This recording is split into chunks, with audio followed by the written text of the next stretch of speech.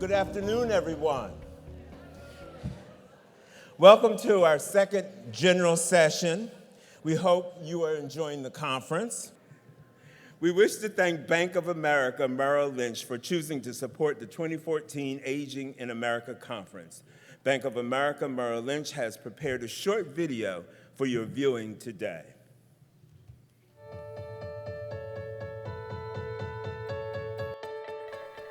Hello, my name's David Tyree, Head of Retirement and Personal Wealth Solutions at Bank of America Merrill Lynch. The boomer generation, unlike any previous generation, is faced with both opportunities and challenges relating to longer life expectancies. Most people are excited about the longevity bonus and see it as a chance to explore new options, pursue old dreams, and to live life to the very fullest. However, many have concerns and feel insecure about their ability to support and to successfully manage a long, complex, and ever-changing retirement. Our firm is committed to helping people live their very best lives in retirement by focusing on advice and guidance. Advice and guidance that not only gets them to retirement, but also through retirement. This means helping individuals and couples carefully consider nearly all aspects of life when planning for and living longer lives, including finances, healthcare, family, giving, home, work, and leisure. We are once again a proud sponsor of the ASA Annual Conference. This year, we're highlighting this longevity panel featuring the industry's very best experts and forward-thinking leaders. Enjoy what we believe is going to be a fascinating discussion centered on this critical topic. Thank you very much.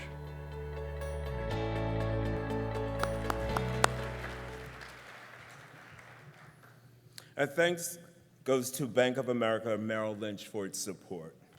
This afternoon, we have a special opportunity to explore the future of aging through the predictions and prognostications of some of our most esteemed futurists who have studied and observed aging and for many years and from different vantage points.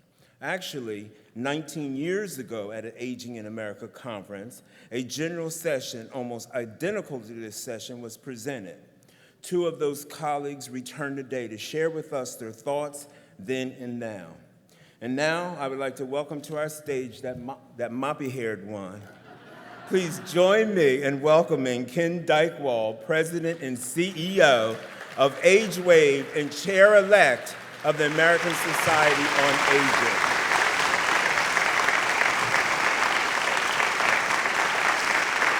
Well, it is great to be with you. We're going to have quite an interesting hour or so in front of us. I'm going to spend a little bit of time sort of taking us from the past to the present. And then I'm going to be joined by my extraordinary panel.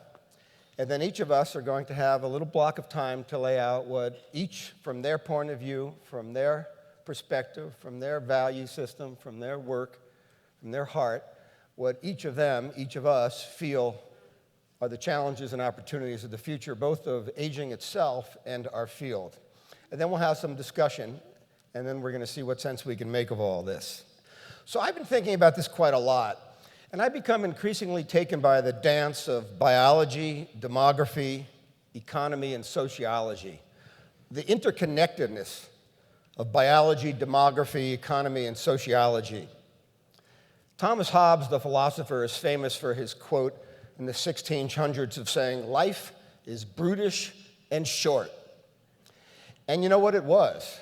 In the 1600s, the average person could expect to live about 30 or 35 years. Women were having 6, 7, 8 children each, numbers of which died in the first minutes and months and years of life. Very few people lived to old age. It was rare, it was unusual. Even at the beginning of the 20th century, only about 4% of our population was over the age of 65. So back in our history, aging was rare, but it was special. And I do want to say that in the early years of our history, elders had a very special, esteemed, powerful, even revered place in society. There were a number of forces that caused that to be. First of all, we were an agrarian society. Farm was how people worked and how they lived. Farm was owned by grandpa and grandma, and so they had a certain power that came from, this is my place. Also, there was no retirement. People worked as long as they could, and if grandma couldn't work in the field, then she might work in the house. People shifted around and looked after each other. Families were intact. People didn't dislocate very often. And I was even looking back in history, and there was this sense that those who were older had great wisdom. Things didn't move so fast. So the longer you lived, the more you saw, the more seasons you experienced, the more you came to understand. In 1716, Harvard President Increase Mather, in a speech, stated, "If a man is favored with long life, it is God that has lengthened his days." And so it was believed that the older you were, the closer to the spiritual you were. And so for all sorts of reasons, elders had a place of authority, prestige, and as I said, even reverence. But then things changed. At the end of the 19th century, progress stepped in, and we began to see the emergence of industrialization. And industrialization arrived, and all of a sudden there were factories, there were assembly lines, and people could go and get jobs that they could get trained for, that they didn't have to remain on the farm, and there were choices to be made, and millions of young people chose to move away from the farm life, to move away from their parents and grandparents, and to start fresh in the cities. And for those of you that are fascinated by the sociology of technology, there was a movement towards what was called modernization. Modernization seemed on the surface to be kind of wonderful, because in the roaring 20s and the early decades of the 20th century, it was believed that what was going to make us great as a nation was our newness, our freshness, our great new ideas. But it went further than that. We began to propose the idea that new was better than old. New people were better than old people. Young people had more value to society than old people. New technologies were better than the old things that Grandpa and Grandma did. New ideas, new thinking, new fashion, new language. But there was an unintended consequence. When we rose up in that period of our history through modernization, the elders got left behind and were seen as fogies, in the way. And all of a sudden, as young people dislocated, which is sort of what's beginning to happen now in China and other parts of the world that are being influenced by modernization, the power and the prestige and the connection of our elders toppled. Industrialization toppled our elders. They found themselves alone. They found themselves without compensation. They often found themselves without family, without purpose, without a role, without reverence. And the levels of elder poverty rose from 10 to 15 to 20 to 30 to 35%. In response, institutions emerged to try to shore this up, and I'll just mention a few. In 1935, the Social Security was signed into law by FDR and established an age of aging. In 1939, the GSA was formed. In 1942, the American Geriatric Society came on the scene. In 1950, originally the National Committee on Aging, renaming itself ultimately to the National Council on Aging. 1954, the Western Gerontological Society to become ASA. 1958, the emergence of one of the world's most extraordinary organizations, AARP. 1961, the first White House Conference on Aging. 1965 was a banner year. The Older Americans Act was passed, and Medicare and Medicaid became a part of our lives. 1967, Age Discrimination and Employment Act signed. 1970, the arrival of the Gray Panthers on the scene. 1974, the founding of the National Institutes on Aging. And so during the 20th century, partly in response to the fact that elders had gone from a position of power and reverence and respect and leadership to marginalization, we saw disregard for older people. We saw ageism. We saw gerontophobia. We saw a youth culture emerge. And in response, a field, institutions, caring professionals stepped in. I should say that simultaneously, there were extraordinary breakthroughs in healthcare during the 20th century. Antibiotics, immunization, the arrival of anesthetics, the capacity to do more comprehensive surgeries, extraordinary pharmacopoeia, better management and distribution of foods. And before you knew it, people started living longer and longer and longer. And longevity, and a longevity bonus, has become the norm.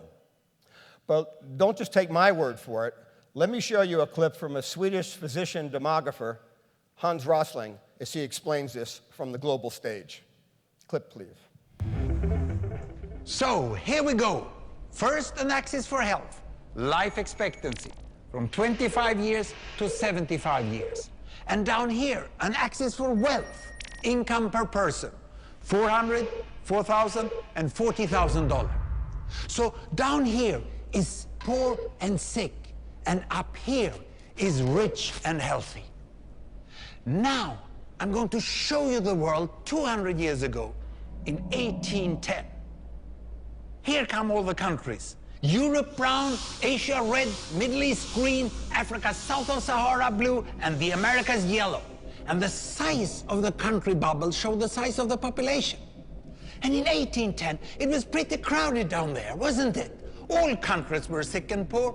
Life expectancy were below 40 in all countries. And only UK and the Netherlands were slightly better off, but not much. And now, why start the world? The Industrial Revolution makes countries in Europe and elsewhere move away from the rest. But the colonized countries in Asia and Africa, they are stuck down there. And eventually, the Western countries get healthier and healthier.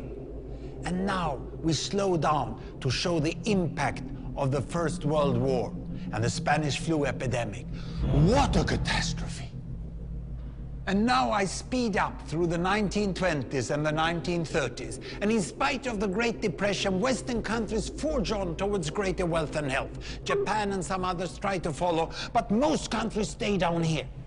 Now, after the tragedies of the Second World War, we stop a bit to look at the world in 1948. 1948 was a great year.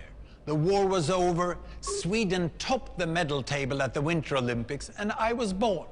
But the differences between the countries of the world was wider than ever. United States was in the front, Japan was catching up.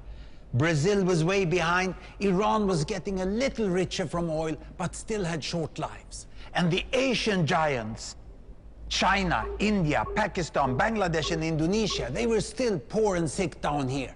But look what is about to happen. Here we go again.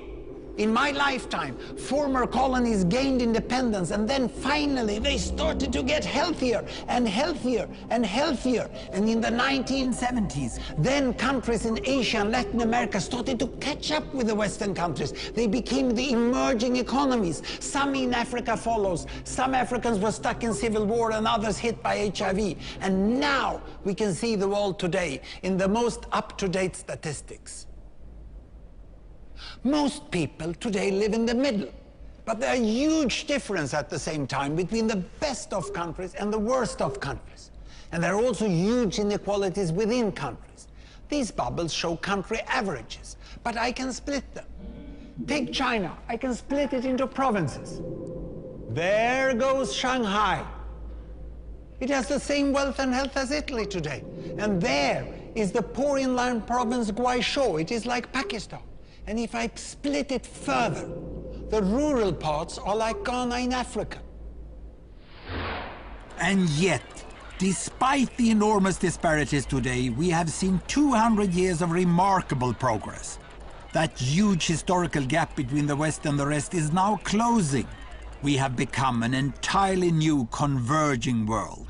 And I see a clear trend into the future. With aid, trade, green technology and peace, it's fully possible that everyone can make it to the healthy, wealthy corner.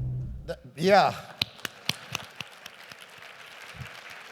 And by the way, I would make an editorial comment that we often think that the people who are interested in the field of aging are people in the field of aging. More and more of the most extraordinary ideas and articles and books and speeches that I've been hearing in these last 5 years are from people who are not in the field of aging, but are captivated by aging as a force and bring with it fresh technologies, fresh eyes, fresh ways of thinking. 2/3 of all the people who have ever lived past 65 in the entire history of the world are alive today. This is the new frontier of human evolution.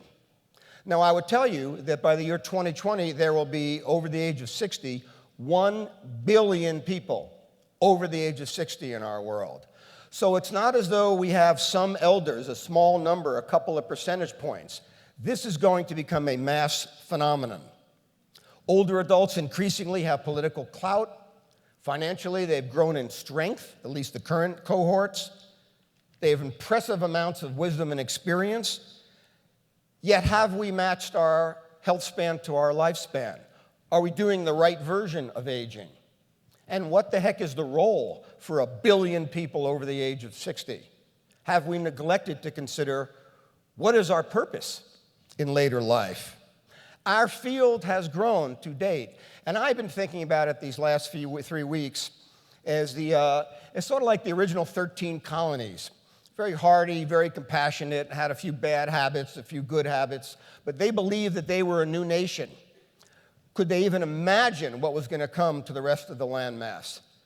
Much of the work we do is the core, is the root of our field, but it's only the beginning of what's to come. Will the future be about not-for-profit innovation or for-profit? Will it be focused on poor elders or all elders? Will it be focused on elders and the aged, or aging, so that young people learn how to live a 100-year life? Will it be focused on aging or life course? When the Vatican set up its initiative on aging, they didn't even call it the Aging Project, life course. It's going to be high-tech or high-touch. We're at a tipping point. Our son lives in China, and he shared with me the word weiji, which is made up of 2 characters, danger and opportunity, together. I think we're at a time of weiji. So if you'll join me in welcoming to the stage my fellow panelists, Dr. Joseph Coughlin, the head of the MIT AgeLab, JoAnn Jenkins, Chief Operating Officer and EVP of AARP, Fernando Torres-Gil, Director of the Center for Social Policy and Research on Aging, and also ASA's Hall of Fame winner. Joseph, are you ready?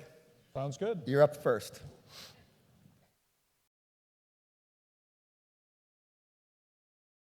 It's an honor to be amongst this august group, and an even bigger honor to be in front of people who actually get paid to do the work. As an academic, I get paid to watch, if you will. I started my interest in aging around driving, and the topic is caught somewhere between humor and horror, if you will, of older drivers. But it came to my attention that not the aging population alone, since we've known about it for many years, it caught the imagination of the people who had to build the infrastructure of aging. You know, I thought about transportation. Now that we're living longer, what are we going to be doing? So the molecular sciences got us to living long, and the graphics that we saw a moment ago are a great contribution to our understanding of that. But what I wanted to really understand was, why hadn't we thought about how we're going to live, work, and play tomorrow? And I was inspired by a woman named Sarah Noss. Some of you may remember that name. On her 119th birthday, if you can imagine, she was asked by a journalist who had more chutzpah than I can ever imagine, "Ms. Noss, why do you enjoy living so long?" Interesting question to ask a lady on her birthday. But she came back with an answer far better than any academic, researcher, policy analyst, clinician. She said, "I enjoy living my life this long because I have my health and I can do things." Ladies and gentlemen, that is the new challenge of an aging society. It is not just to live longer, but it's a question of how we will live better. What I want to charge you with today is a perspective on, can we reinvent aging to be longevity, about living longer, living better? And what is that new future? So I want to just give you a couple of what I think are 4 news that will reinvent the future of aging. So the first one is our little friends here. Many of you may recognize yourselves. And by the way, the floppy hair comment, as well as this picture, I feel a little left out today. Here's a question for you. In the words of the great philosopher Jimmy Buffett, these are the people that your parents warned you about. So the question is, do you think that these folks are going to age as politely and as nicely as their grandparents and great-grandparents? Will the services that we think are the norm be acceptable? Will how they're treated be successful? Will they wait for you to come visit? And I guess the thing to think about is, it's not just about how many older adults there are, but the disruptive demographics of an aging society is presenting a new generation gap, a generation of expectations, of new expectations to live longer and to live better. But there's another new, and that is the new of technology. Now, in my address, we usually say technology is the answer. Now, what's your question? That's only partially true. There's a big difference between invention and true innovation. Let me walk you through some of the things that are near term, they're already here, or will be in your home very soon or nearby. Many of you are familiar with Paro, this social robot, this seal that has sensors throughout its body to be able to know that you're touching it, recognize your voice and your face, to be able to respond to you as not just a social companion, but maybe calm you during Alzheimer's sundowning. How about a wheelchair that you can tell it where to take you and will find the person that you're looking for or find the place that you want to be? The idea that technology is also not just making the car so it's possible to drive longer safely, but to envision new environments, if you will, that will detect how you're feeling, how energetic you are, and be able to change your feeling of being fatigued, stressed, whatever it might be, and to bring you up. And by the way, your house may be where you want to live by the time you're 50, your marriage or mortgage and memories may be there, but the appliances that you put into that home are getting smarter and more connected. Unfortunately or fortunately, your toaster will be talking to your toilet will be talking to your car, and your car will be talking to the grocery store saying they've got old food in the fridge, we need to replace that in pronto. And your mirror that you use every day for makeup, shaving, not in my case using hair product, will actually be able to detect subtle changes in your health in real time. So we're looking at technology to be proactive, not to alert someone that you've fallen and you can't get up. Let me tell you another vision, if you will. What we really need is another new, and that is we need to start thinking about new partnerships. Innovation is about understanding the real jobs of aging and bringing technology and strategic partnerships to the fore to make that possible. We're already seeing a lot, as Yogi Berra would say, by looking. The retail pharmacy business is now in the business of not just giving you a strep check or a flu shot, but in chronic disease management. How long will it be until we all approach the Lowe's, the Home Depots, and the usual big box stores to create not just distribution sites for the services that we know that people need, but to create solutions that people can access for home modification, home maintenance, and the like? When will retirement planning be more than just do you have enough money? And then also, and this is the charge to all of us, new technology, new people, new ideas, demands new education and new professions. What are the new professions that will be in an aging population? Who will install the technologies? Who will maintain them? We are now in an era where we will have far more data than we have knowledge. What is the profession that is going to interpret that? Because your doctor, your nurse, frankly, your social worker does not have the time to do so. Let me conclude on the following remarks before we go to session and discussion. What I want to charge you with is a vision around what I'd like to call cathedral building. I have a penchant for studying architecture. Do you remember the cathedrals of Europe were built in the Middle Ages, not because they had that many people going to church, not because they needed that size, but because the architects, the mathematicians, the would-be engineers, the designers wanted to see what they could build that would be great. Ladies and gentlemen, I want to charge you with what is the great cathedral we want to build for the future of longevity. Not doing the things to be responsive, not doing the things that we need, but what is the new vision of living longer, living better? Let me give you 4 charges as homework to take home to do. 1, I want you to start seeking out technologists and engineers and designers to give them the requirements that they need to design things that you and your folks that you care for need, not just because we can design it, therefore we do. I want you to look at business and NGOs to collaborate with to create new partnerships for distribution, finance, and innovation.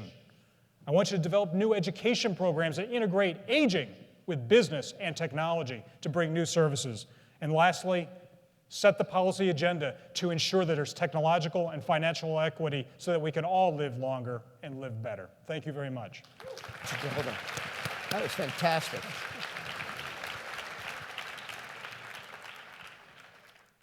Before I introduce our next speaker, let's all take a few seconds just to take a deep breath and think about what did you just learn from that intense 7 minutes. JoAnn Jenkins, would you join us?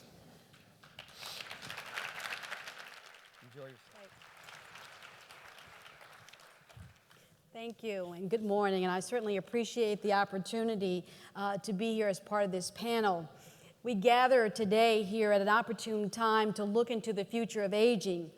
60 years ago, when ASA was just beginning, America was beginning to see signs that a new life stage was developing in society. And that new life stage was called retirement.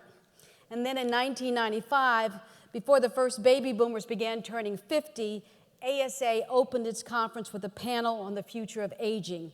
And Ken and Fernando were on that panel along with Dr. Robert Butler and Betty Friedan. And I want to stop and say that Ken and Fernando, you don't look a day over, well, we won't go there. We won't go there. So now here we are in 2014, and the last of the boomers are turning 50. The video that Ken showed us documents this incredible progress that we've all made. The challenge before us is to make sure enough that the progress continues. And at AARP, we've been tracking the 50-plus population for over 55 years. And I have to tell you that I think 2014 will go down in history as a watershed year in America's society, especially for those of us in the field of aging. Most people turning 50 today can expect to live another 30-plus years. That's more time than they've spent in childhood, in adolescence, and for many, it's more time that they're going to spend working. People turning 50 today have over half of their adult lives to live. And by 2030, 1 in every 3 Americans will have reached the age of 50. And at the same time, 10,000 people a day are turning 65. And that trend will continue for the next 17 years. And we are quickly approaching a time when people 65 and older will outnumber children 15 and under for the first time in history. This has led Margaret Chan, Director General of the World Health Organization, to observe that being older is, in fact, the new normal. But this is about much more than the demographics. What Dr. Bob Butler predicted in 1995 when he addressed this conference has indeed come true. He said boomers will be the transformative generation that changes aging, and he was right. Just as boomers have changed every phase of life, they are indeed encountering the changing of aging in this country. We are literally creating a new life stage in our life cycle. This happens very rarely in society. Retirement in the 1950s and early 60s when ASA and AARP were just beginning. Before that, at the turn of the 20th century with the creation of adolescence, and before that, all the way back to the latter part of the 18th century when childhood was created. These are monumental shifts in how we live our lives. They have lasting influence and impact. That's what's happening now in this age of the boomers. Today, millions of boomers are realizing that they're not really done yet when they retire. There are people who believe that their life experience has tremendous value, that they aspire as they aspire to retire, they want to do even more, that they're not done. At AARP, we call this stage the age of possibilities, and in his book, Ken called it the power years. Boomers created it when they rejected the notion that their possibilities are shrinking as they get older. They see their 50-plus years as a chance to grow in new and rewarding ways, to unleash that passions and to live the American dream, and to make the world a better place. We're all a part of this, all of us each in our own way, celebrating the possibilities, and for me, it's very personal. I was born in 1958, at the same year that Dr. Ethel Percy Andrus founded AARP. In 2010, following a 25-year career in government service, and I was thinking about retiring from my job as the Chief Operating Officer at the Library of Congress, I felt like I wasn't done yet. And so I explored the possibilities of joining AARP, first as its president of the foundation, and now it's the Chief Operating Officer. And it's been one of the most rewarding experiences of my life and indeed my profession. And I shudder to think I would have missed this opportunity if I had stuck in the back of my head that voice was saying, the social norm is for me at this age to retire. Fortunately, I didn't listen, and today millions of people like me aren't listening either. So what does this mean for those of us in the field of aging? I think it gives us 3 imperatives. First, the social imperative. We have to help society adapt to the millions of people who are entering this new life stage. The old paradigm, birth, health, work, retirement, death, doesn't fit anymore. We have to adapt our social institutions, our public policies, our communities, and many of our social structures to make them work for the 21st century life cycle instead of the 20th century model. I'm glad to be here to offer such a few specific examples in our discussion, but let me just name a few. Women tend to live longer than men and thus are more likely to live alone and be isolated. Women are more likely than men to be caregivers, and so we ask, who will care for the women when they need care, especially when we know that there will be a shortage of caregivers in the future. And because women tend to have more sporadic work histories, They are at a much greater risk of financial insecurity, lower Social Security benefits, less savings, and less likely to have pensions. And if they do, they tend to be smaller. That next phase we have is the individual imperative or the personal imperative. People entering this period of their lives don't want to be defined by age. And for most of them up until now, the age of possibilities fits in between work and retirement, didn't even exist. So there are few role models on the future to guide them. I hope that those of us in the aging community are best equipped to help us provide this guidance to them. We have to help individuals to thrive in this new life stage, to understand why and what their options are, to reimagine their lives and take advantage of the possibilities that they have for personal growth and the development and for different ways that they contribute to society. And finally, the educational imperative. We have a huge job ahead of us, not just for those 50 plus, but for all of society as to what this means for how we live our lives in the future. We not only have to help the 50 and 60-year-olds plan to live into their 90s, we have to help the 25 and 30-year-olds awaken to the fact that they may well live to be in the 90s. Let me close by saying that for all of this is happening right in front of our very eyes. Yes, people don't see it or have thought about and are woefully ill-prepared. And I think it's up to all of us to help them see and plan for it and to look at it, not just from the personal perspective, but also from the social impact that all of us have to play. Thank you.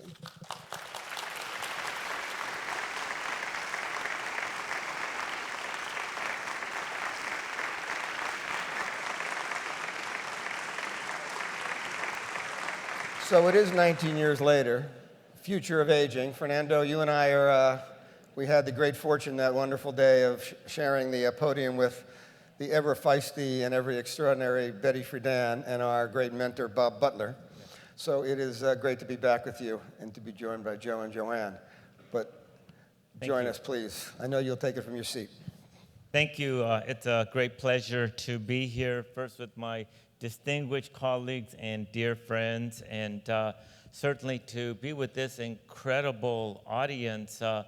First, let me just say, that was not me in the photo with Ken and Betty and Bob Butler. I was never that young. Although it does remind me what my wife told me. We've been married 34 years, and she says, dear, after 34 years, you still have your hair, you still have your teeth, and you still have your first wife. So I guess I'm doing pretty good. So,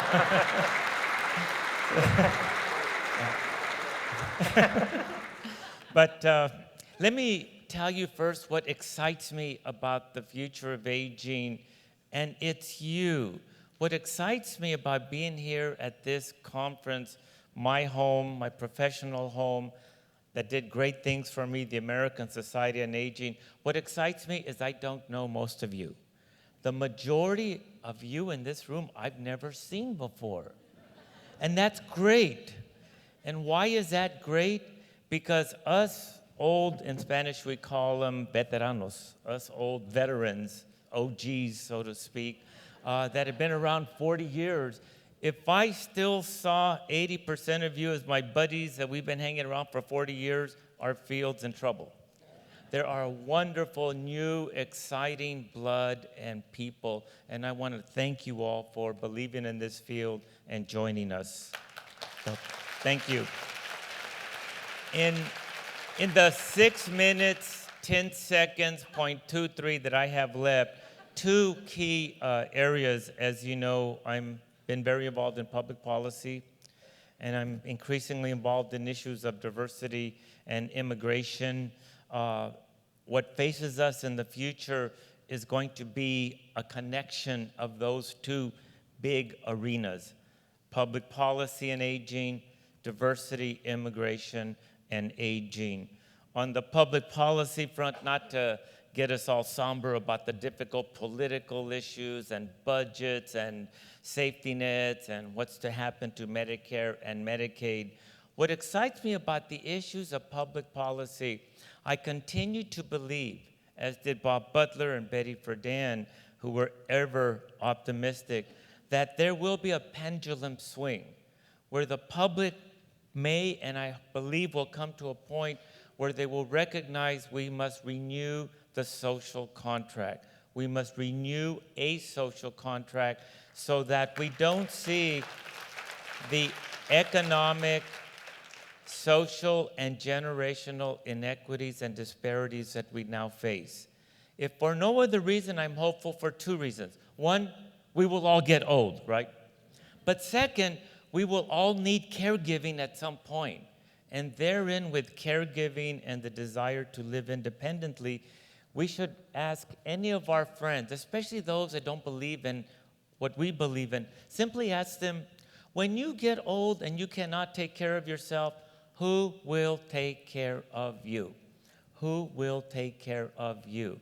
That, I believe, is a great equalizer in terms of a question that I hope will help us to get public and political support to renew that social contract. The other area, immigration and diversity, increasingly I'd like to pose the rhetorical, somewhat silly, but very serious question, who's having the babies? Who's having the babies? Or restated, who's not having the babies? And therein lies the future of the United States of America and the nexus of aging and diversity, where just as my generation moves to their later years in Golden Pond and moves into their 70s and 80s, just as us baby boomers think we're going to kick back and enjoy ourselves and get ready for that rock and roll heaven, that country of ours is going to turn around completely. There will be a dramatic demographic transformation. By 2042, the nation will be majority minority. Of course, we don't have to wait till then.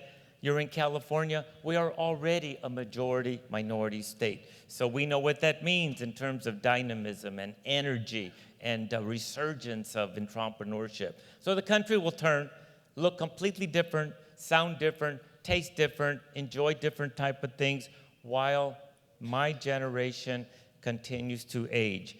So that, I think, leaves a couple of takeaways and a couple of challenges. The first is, will we develop a common agenda by the public, taxpayers, those who vote, those who pay taxes, et cetera, that will enable us to invest in that next generation, heavily immigrant, heavily Latino, heavily Asian? Will we get agreement on a social safety net so that all of us can enjoy a measure of quality of life as we get older? Will we be able to avoid any potential intergenerational, interracial, interethnic tensions? Ron Brownstein, a wonderful policy analyst, talks about the brown versus the gray, a euphemism for older white retirees, conservative retirees competing against young immigrants, young minorities. I don't believe that has to happen, but I do believe it's a challenge for everyone here, especially those of us that are new to the field, to begin to think about that future and how we can play a part in promoting intergenerational, interethnic, interracial coalitions. And lastly, the issue of immigration. My hope is that we'll see immigration, regardless of our ideological perspectives, as self-interest rightly understood. Alexis de Tocqueville, in his famous book on America, talked about our nation's ability to put aside our prejudices and biases when we clearly understand that by sacrificing, we can do something for the greater social good. That vested self-interest rightly understood is where I hope we might find a common agreement that whether or not we are comfortable with this new diversity or immigrants or those who came into this country illegal, that we will recognize we need them, their energy, their contributions, their productivity, their taxes, and their role as caregivers. And I'm proud to belong to an organization like AARP that recognizes that immigration is an aging issue. And with that, we will bring together our Republican friends to support us on the DREAM Act and hopefully comprehensive immigration reform.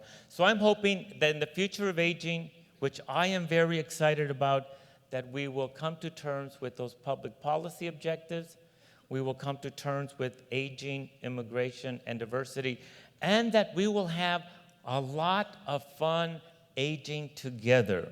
And so I thank you, and I especially want to thank those in the Leadership Institute, those 2 rows of wonderful individuals who, when Ken and I, not you or not JoAnn or Joe, when Ken and I are in that big rock and roll heaven with Betty and with Bob Butler, you will take over and you'll do far better than we have done in the last 40 years. Thank you very much.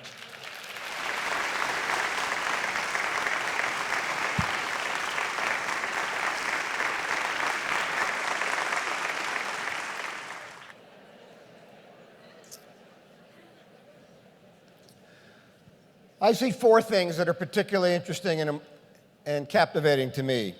First, I believe there will be more and more and more longevity. Some of your children will live to be 150.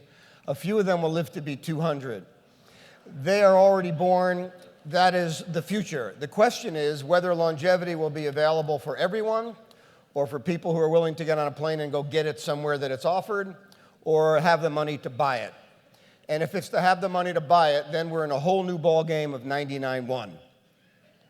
I would also tell you that I am captivated by the intellectual gravitational field that's rising up out of Silicon Valley having to do with the future of health. These people have a different thought process.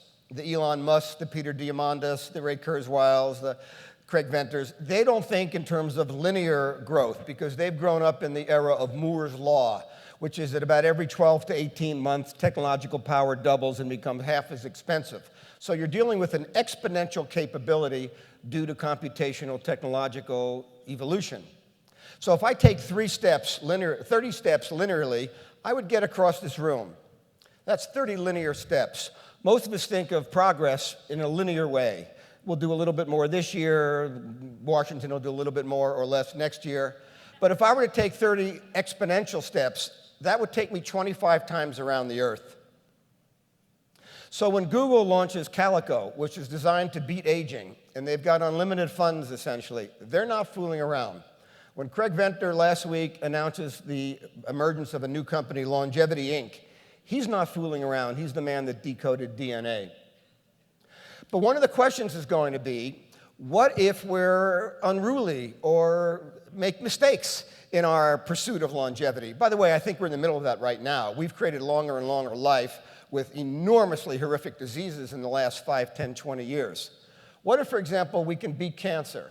What if heart disease becomes a thing of the past, but we have no technological or scientific breakthrough with regard to Alzheimer's disease, which has a 47% rate over the age of 85?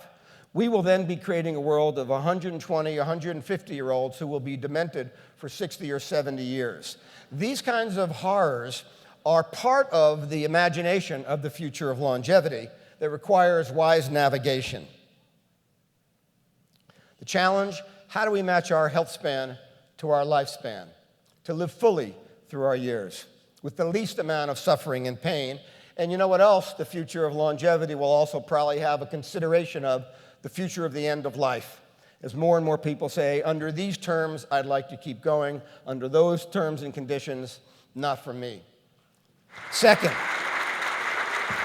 I believe that, and this is a little bit of a downer one, that I think we're heading to some economic misalignment. Unfortunately, our parents who grew up in a period of shadow of the Depression were quite frugal about their dollars, saved very thoughtfully, and to their good credit, were part of a very small generation. So that was an easy generation to support. The boomers grew up in a period of great prosperity. We've been excessively debt-oriented. A third of the boomers have less than $1,000 in their total lifetime savings. And we just don't have it baked into our DNA to be thoughtful about having money over a long life. And I would challenge this organization and this field.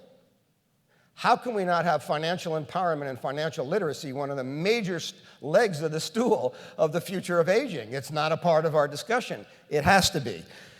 I'm concerned that it's not just entitlements that will be strained as a result of changing demographics, but also because of the fact that beginning in the 1970s, we switched guaranteed pensions for the masses and turned them into 401ks and put the responsibility on individuals, most of whom are not exercising that responsibility very effectively.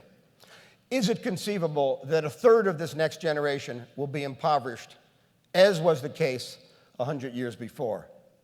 And this will be a big generation. So will that be more work? Will that be more interdependencies in families? Will it be more charity? And I would tell you, watch for innovations in capitalism, because there are a lot of people with a lot of money who actually have big hearts. Keep an eye out for what is going to be called social impact bonds. There are billions of dollars trying to find their way to the aging problems of the 21st century. Third, I think we're going to build a purpose for maturity. There was a purpose back in colonial times when their elders were few and they commanded the family. We have not created a purpose for older adults in this modern age yet. Last year, the average retiree watched 49 hours of television a week. And I think that's a mistake. There's an African saying that when an old one dies, it's like a library burning down. We have millions of libraries burning down every day in this world. And it's our fault for not being more creative about thinking about the role of a long-lived population. I'm taken by encore careers. I'm taken by philanthropreneuring.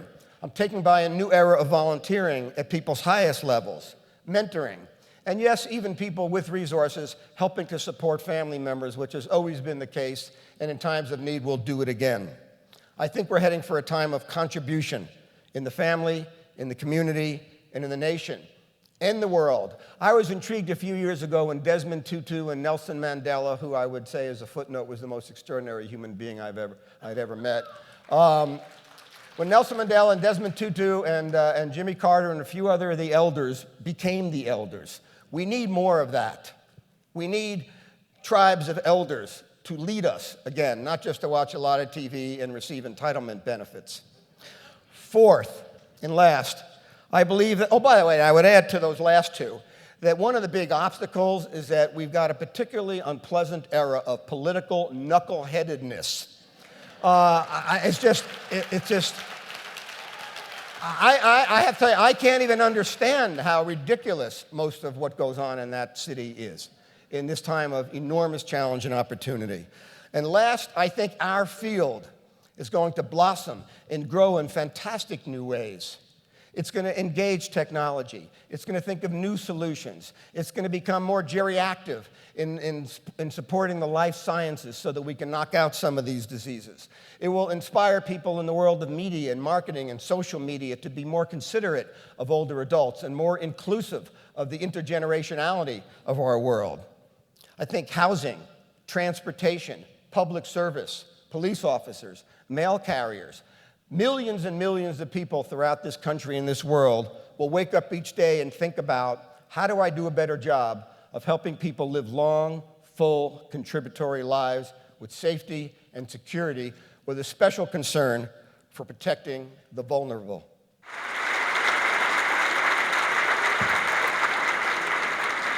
Can I get the house lights up? So before I go to my panel, I'm going to ask you guys if you can think of one word. I don't want a sentence, I don't want a policy statement. One word to describe how you feel about the future of aging. Think about what that word is, and who wants to share it? Anybody want to raise their hand? Yes. Empowered. Excited. Prepared. Optimistic. Transformation. Inevitable. We hope. Better. Transitional. Inspired. Hopeful. Scary. Ready. One more? Yes, please. Opportunity. Thank you. By the way, when we do this in 19 years, I don't think I can make that step, actually. We'll get a lower stage. So I'm going to pose a couple of questions to each of you guys, and we'll close out with this.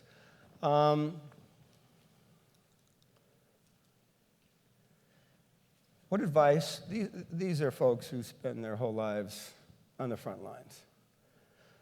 What advice would you give them as people for their own lives and the struggle in a field that's contracting for many folks or underpaying? And also, what's the parting thought you want to leave with them about the future of aging? We can go in any order. Please, JoAnn. Well, you posing the question to the audience, and I remember us getting ready to have the conversation about the panel of how do we put this panel together and not have it turn into a negative conversation about aging.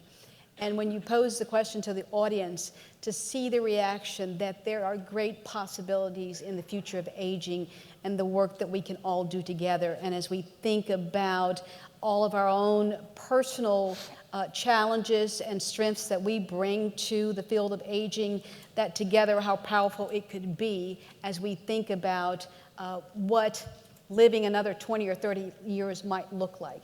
And in particular for women, because I want, Joe and I were talking about that, the majority of the women, the caregivers in this country are women. And so many of us do it as a second hand, not even calling it caregiving, particularly in ethnic communities, that it's more of a familiar trait across this country and indeed the world. But we're going to have to face a particular challenge around caregiving as we live older, assuming your predictions will come true, that we are going to have to take on that challenge through our public policies and through our own personal savings and preparation to do that. And I think it's going to be an enormous challenge that we all have to take on. Thank you. If you were to give one piece of personal advice to this audience? I think it's to plan, to think about the future, your own personal future and your family's future, and how you can help somebody else as they go through these challenges facing all of us in this country, and to look at it as a positive opportunity. Thank you. Thanks so much. By the way, I also want to say that when we asked JoAnn to be on the panel, she said, well, I've got a meeting yesterday in Washington, and I'm leading a big session tomorrow in Washington. So she flew out last night, and she's red-eyeing back tonight, which is...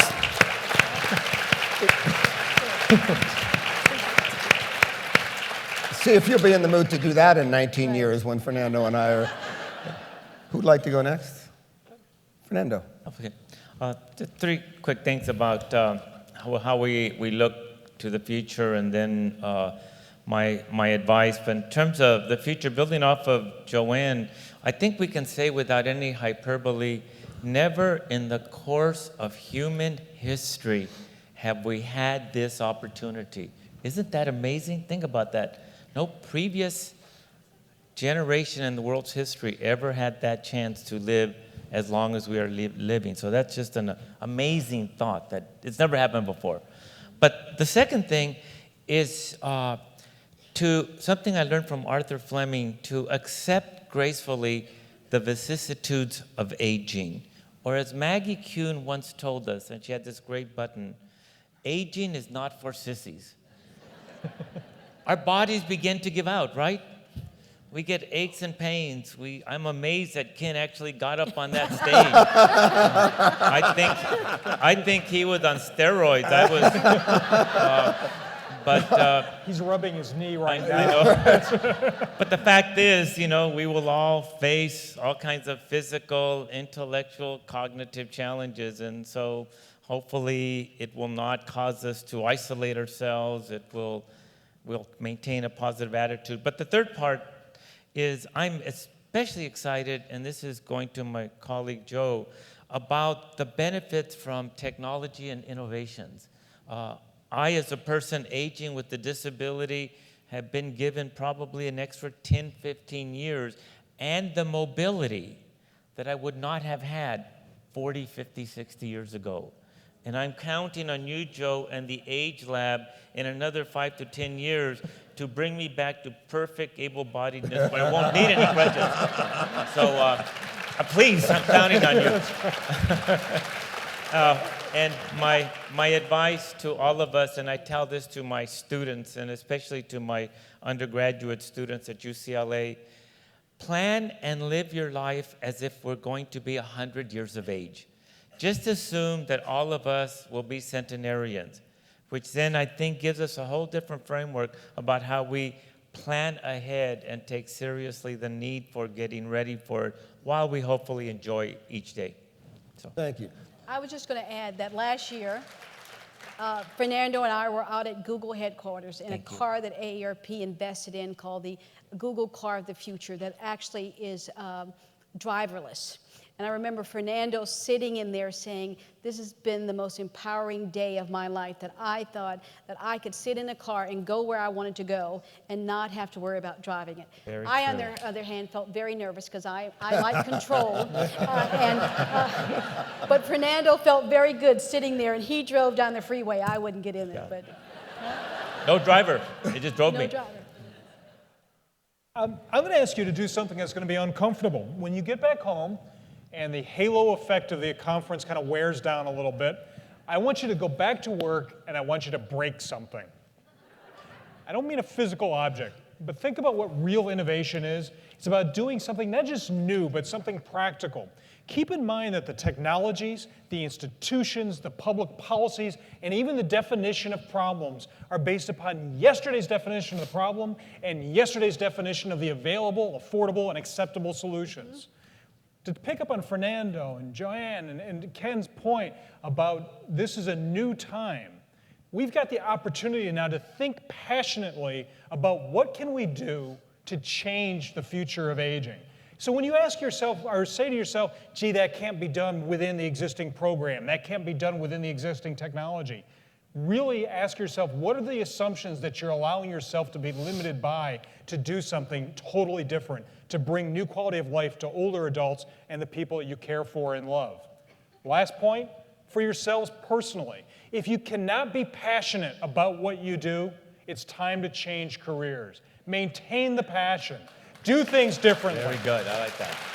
Come up and create the interest and the passion that got you here today, like the folks that are in the first couple rows over here. Be leaders in your own lives and improve all of our lives as we age. Very good.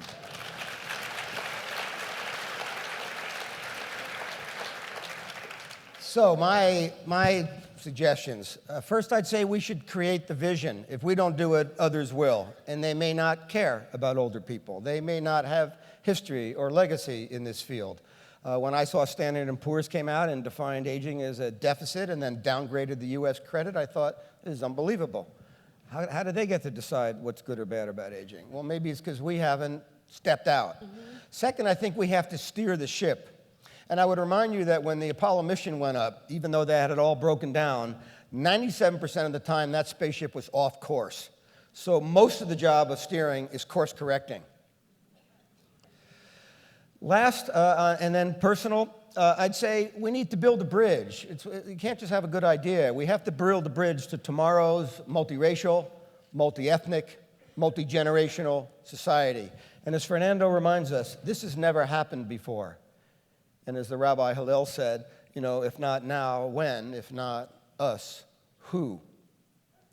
And I would say that for personal advice, in addition to the importance of taking really good care of your body and saving plenty, having done research now in this field with people in 20 countries all over the world, elders always say that the thing that matters most about aging is the people you love and who love you.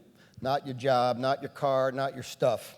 So I would say, think about that in what you teach and in how you get encouraged and enforced in the important work you do. I want to express very special thanks to Carol Anderson and particularly Bob Stein, whose vision and inspiration allowed us to do a panel like this and wants to steer this organization into the future.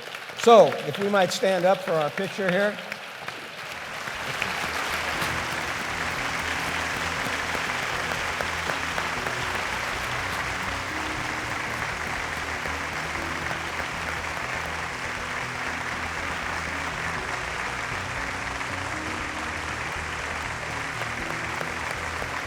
Well done. Thank you.